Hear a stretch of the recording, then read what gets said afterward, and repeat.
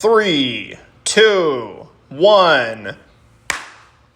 All right, today we're going to be talking about something a little bit crazy. So, Ukraine has had a little bit of a shakeup for their military commander. So, they've had a total of 3 in the past wartime efforts, right? From 2022 to 2024. They had this guy.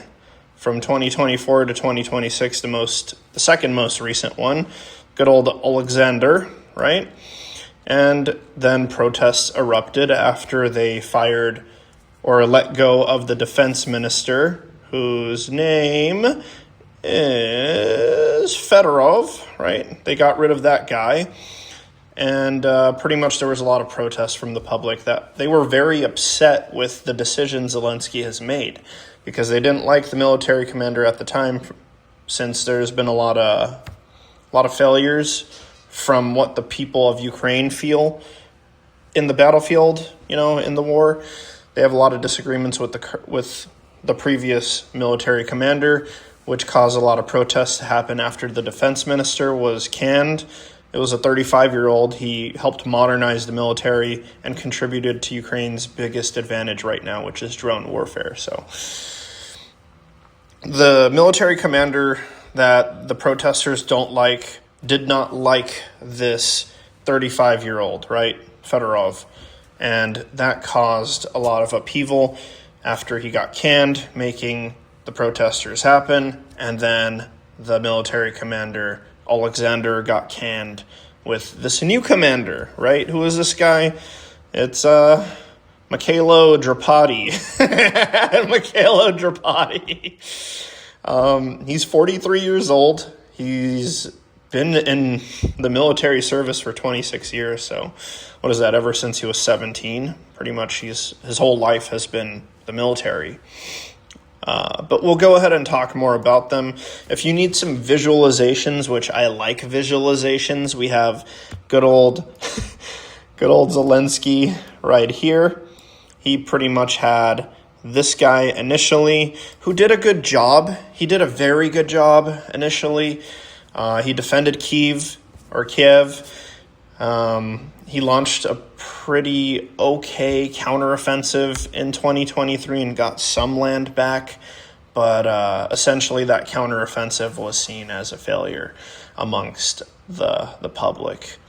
And he had a couple of disagreements with Zelenskyy, causing him to say that the war has entered a stalemate, which Zelenskyy didn't like. He wants to hear we're moving forward.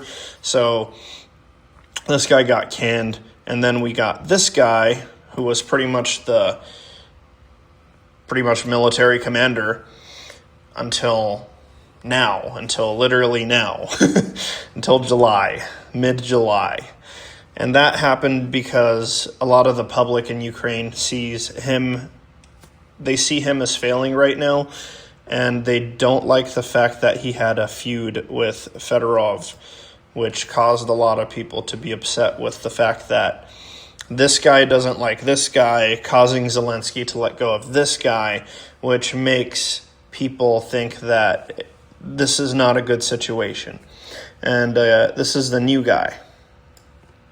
Now, the reason Oleksandr here didn't like Fedorov is because Fedorov is a 35-year-old. He's younger. He wants more reform in the military. And they considered Oleksandr to be more of pretty much Soviet style, they called him. So that's the gist of it. Right now, we don't know if this is going to cause some good stuff or not. But the reason Oleksandr there had a lot of heat from the public is because he lost Pokrovsk recently. You can go to the map and go all the way down to literally July, same time. And you could see there has been a lot of change within the last year. So this is all lost. And you see Konstantinivka, how pretty much it's not even close to being taken, right? Well, if you go back to now, you could see that it's pretty much close to being taken. And there is a lot of media, independent media, that think Konstantinivka has been lost or is going to be lost within the next little while here. So yeah, that's the gist. They have a new military commander. They've had a total of 3 military commanders since the war.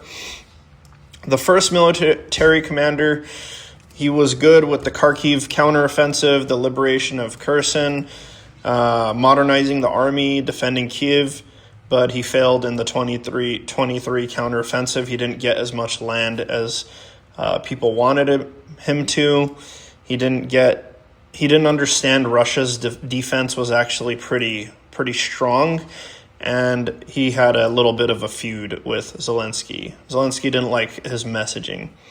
Good old Alexander, he did a good job too. For the most part, he lost a lot of land from 2024 to 2025. Russia seeped up a lot of land. But he kind of stabilized it somewhat from 2025 to 2026. And not all of it was his fault, right? He had ammunition shortages, delayed Western aid, manpower shortages, and increased Russian pressure. One of his main criticisms that the public has of him is the Kursk offensive. A lot of people in mainstream media, they did consider the Kursk offensive to be a good thing. Hey, we're grabbing Russia by their toes, right? And they're freaking out now because now we're taking the war to Russia. But a lot of the analysts believe that a lot of that manpower, valuable manpower, a lot of that valuable vehicles and military equipment could have just been used to defend Ukraine rather than launching a new front. And his feud with Fedorov caused a lot of people to be upset with the previous pretty much military commander. But he did stabilize the front. He was an architect of the Kharkiv offensive, and he did help defend Kyiv initially.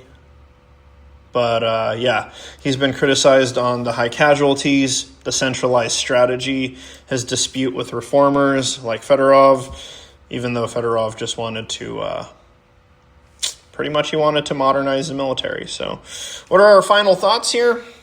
Is this going to make a difference? Is the new commander going to make a difference? Well, he did some crazy stuff. He was trapped behind enemy lines with Ukrainian soldiers and equipment, and he got out of there 40 kilometers. He trekked through Russian borders for 40 kilometers and got people to safety with minimal losses.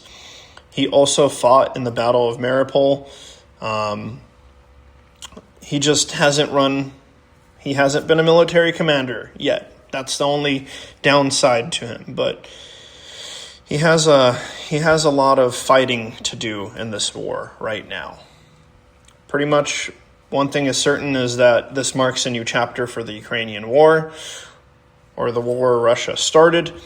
So I guess we'll see what happens. But war sucks.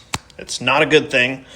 It definitely comes at a huge cost for the normal people, right? The politicians aren't fighting in the war. The leaders aren't really fighting in the war. It's generally the people at the bottom who are dying and fighting for either oppression or stopping oppression, whatever you want to call it. Doesn't matter to me because people are still dying. The working class is still dying. And personally, I want this war to end with less death. That's what I'm hoping for, but you can't control the world and you can't control military leaders. So let's just hope there's an end to this rather than continued war. I mean, it's been going on for more than 4 years now, since 2022, 2023, 2024, 2025, and 2026. So it's going to be the 5th year that it's going into, essentially. So we can hope for the best for the end of this war. And if you like the content, give it a like, give it a comment. If you like my little paint situation here, let me know. But other than that, thank you for watching, and I bid you guys adieu.